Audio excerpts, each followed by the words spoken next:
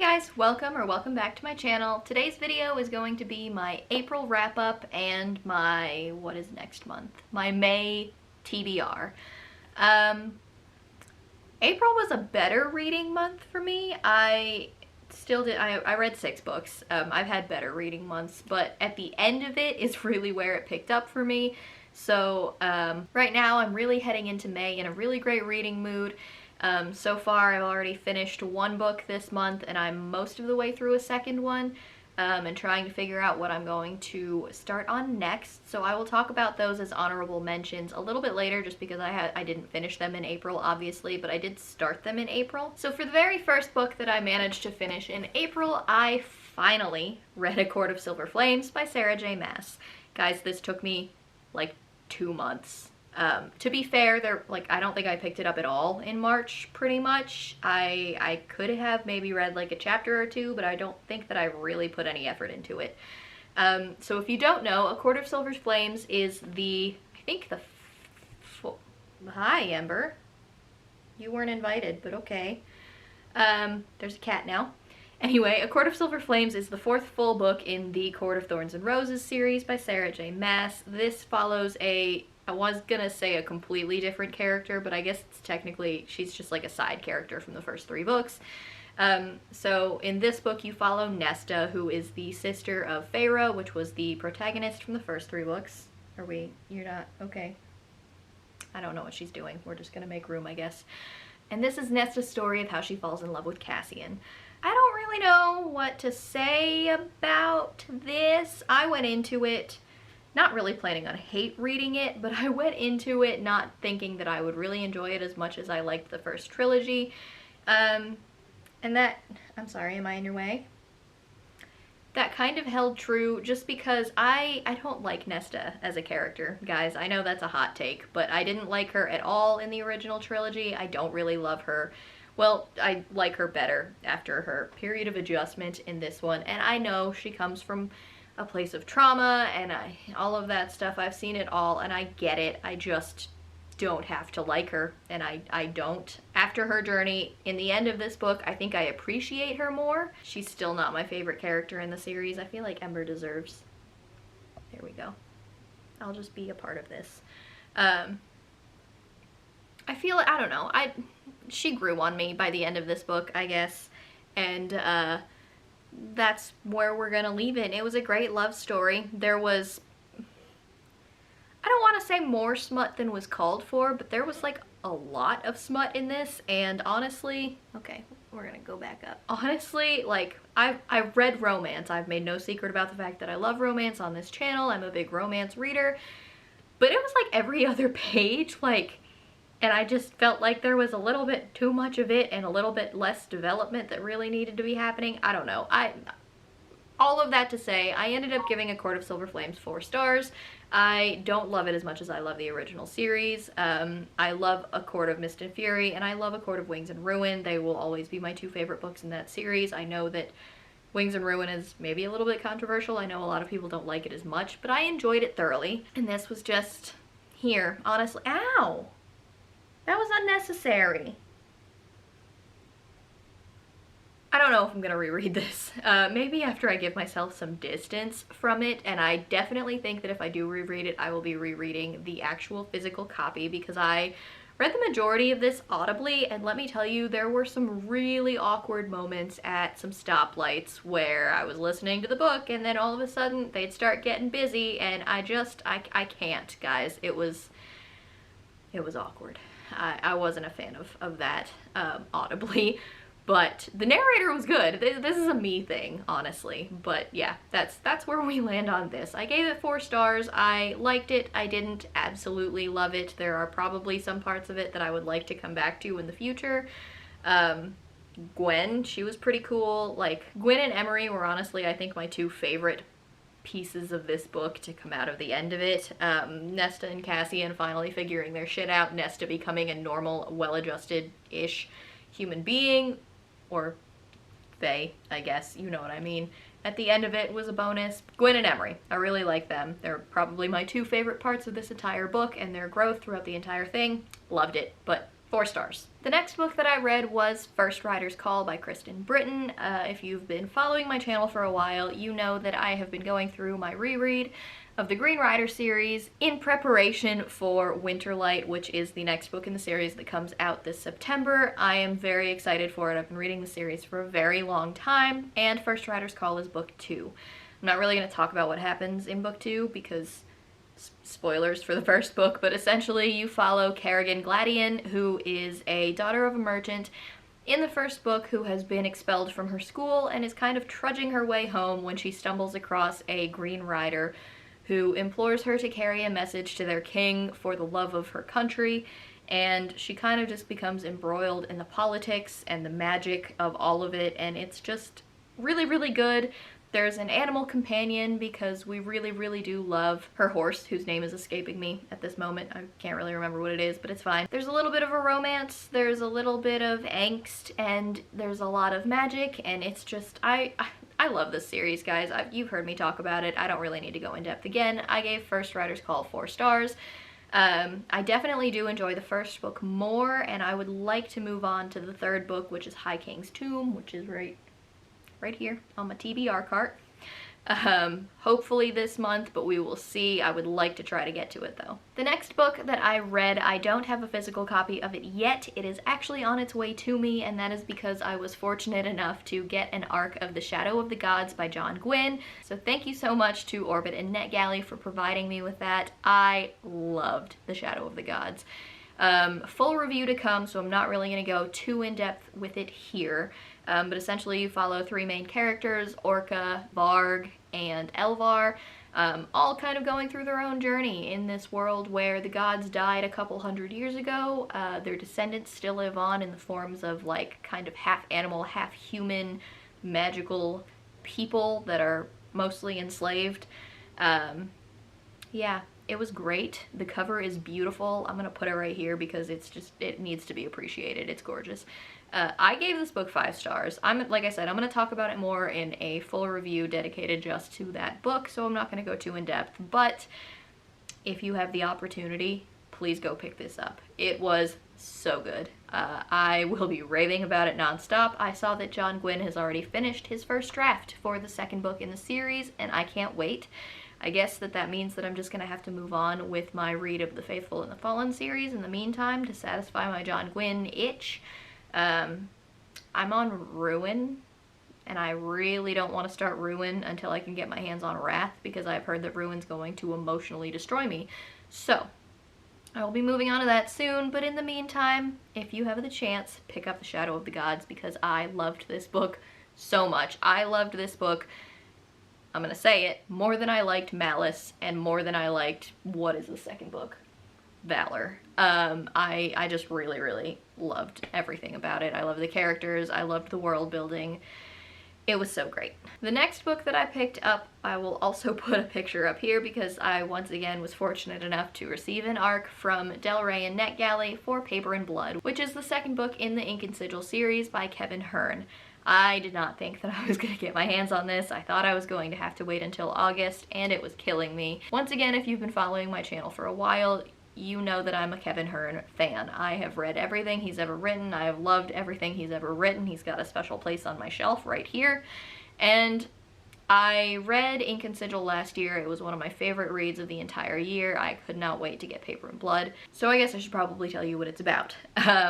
Paper and Blood directly follows the events of Ink and Sigil, so I'm not going to talk about it because spoilers. But Ink and Sigil follows Al McVarish, who is a sigil agent for the Fae. He is, I think he's in his 60s, he might be in his early 70s, with a fabulous mustache. He has an issue where he would just love to train an apprentice so that he can retire and they can take over his territory, where he is in charge of making contracts and enforcing contracts for the Fae, between the Fae and the humans, and his apprentices just keep dying and he doesn't know why, for various reasons, in various places, in various manners. So the beginning of Ink and Sigil starts where his most recent apprentice has been murdered, and you just kind of follow along with him as he tries to figure out what happened to his apprentice and why this keeps happening to him. Paper and Blood was Really, really good. I ended up giving it 4 stars though. I didn't love it quite as much as Ink and Sigil, and I think that the murder mystery aspect of Ink and Sigil really pulled me in. A couple of really great characters from the Iron Druid series, because it is in the same world, do make an appearance and have very lengthy roles to play in Paper and Blood, which was great, and I thought that I was going to love that aspect of it, but not being in their heads like I'm used to, I think actually was harder for me to wrap my head around, because I love the characters from Hounded and all of the Iron Druid books so much that getting to see them but not getting to be with them, I think hindered my reading experience more than I thought that it would. But the story was still great. The humor was, as always, for Kevin Hearn, on point, and I really enjoyed it. So 4 out of 5 stars, and I can't wait to pick up a hard copy when that comes out. I believe in August, I want to say. The next book that I read, I actually left downstairs, so I'm gonna pop a picture of it up over here, is Dating Makes Perfect by Pintip Dunn. And this book, okay.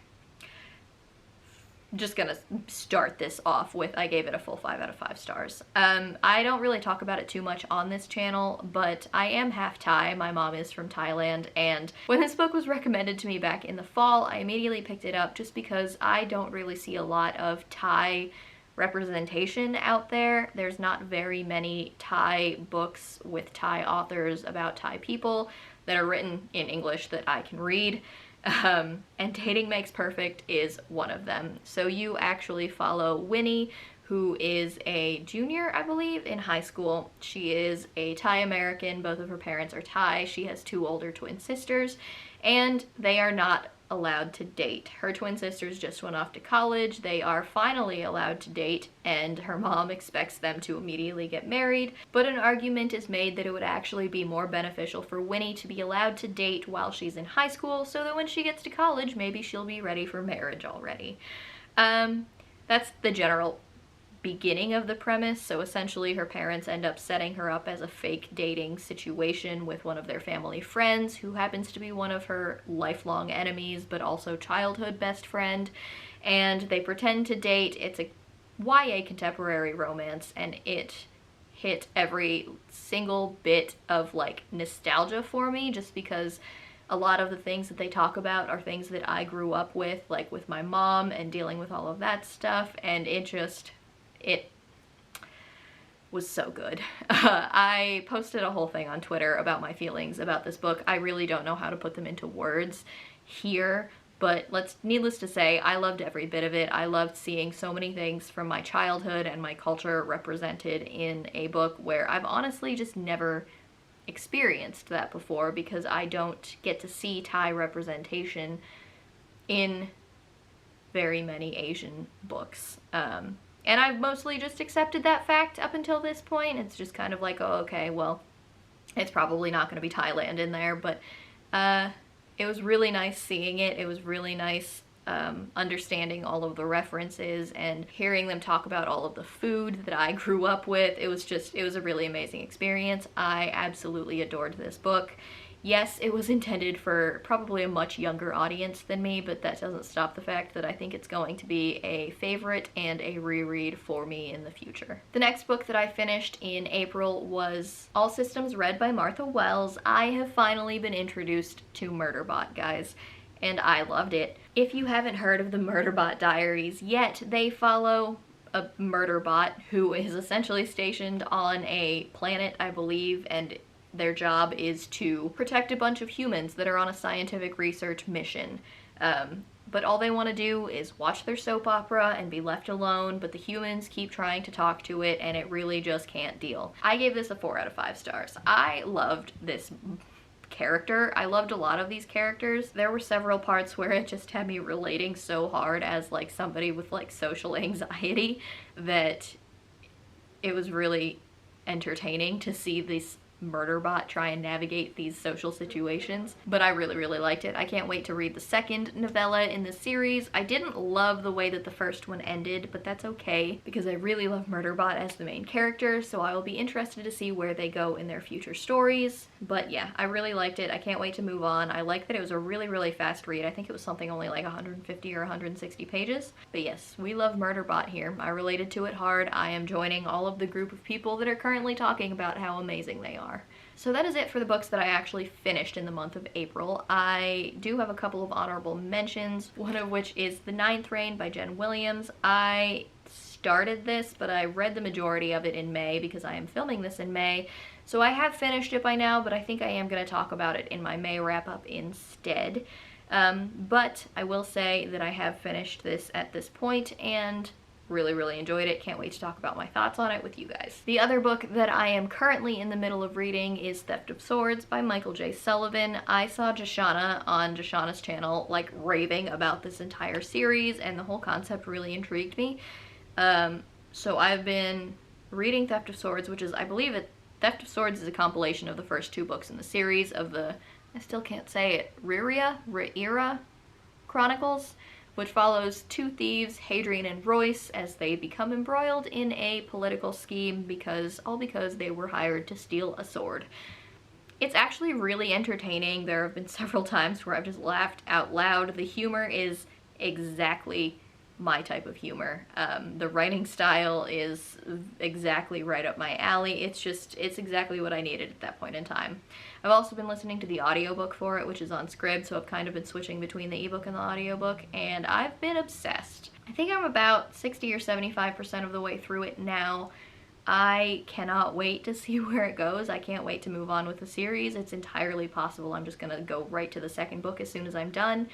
But I'm really loving it, and I will talk to you guys about my thoughts in my May wrap-up for that. So real quick before I move on to picking out my prompts for my May TBR, I had 5 prompts that I was supposed to read for the month of April. The first of which is a cover by, which I think I have covered by The Shadow of the Gods, because have you seen the cover of that book? Paper and Blood counts too, but Paper and Blood is more like an auto by author kind of thing for me. I guess John Gwynne kind of is at this point too, but we're calling them cover buys. The second prompt is a cover that was redesigned, and while A Court of Silver Flames itself did not technically go through a cover redesign, the entire series of A Court of Thorns and Roses went through a cover redesign that I hate, and I'm counting this for that prompt because it doesn't match and I hate that. The third prompt was a book that I meant to read last year, and I am actually going to count Dating Makes Perfect for that prompt because I believe I got the recommendation in November or December and I bought it immediately and I intended to read it immediately. So while it was right at the tail end of last year, it was still last year.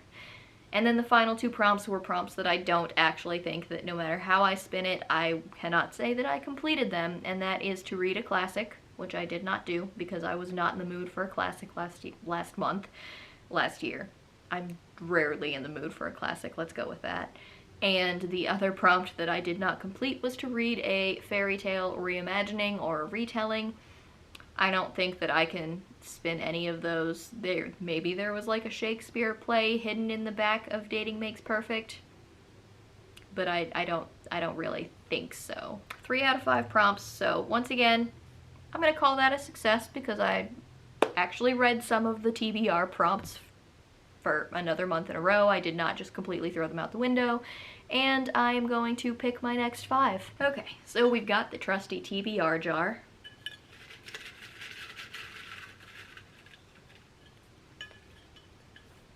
The first prompt is a new to you author.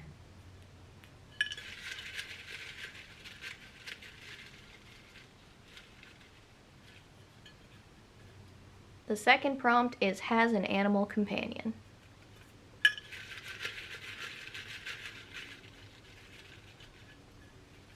The third prompt is a book title that contains a name.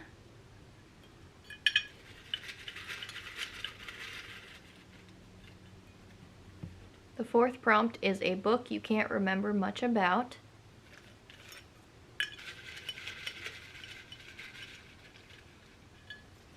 And the final prompt is a book about books or libraries. Alright guys, that is it for my April wrap-up and my May TBR jar prompts. Let me know down below in the comments if you guys have read any of these and if you enjoyed them. I would love to talk to you guys about my thoughts on all of these. Clearly I had a really good reading month. I don't think I had anything. I had nothing below a 4-star read. I mean, I only read 6 books, so I will take that as a win. But yeah, I guess that's it for me today, guys, so I will talk to you in my next video. Bye!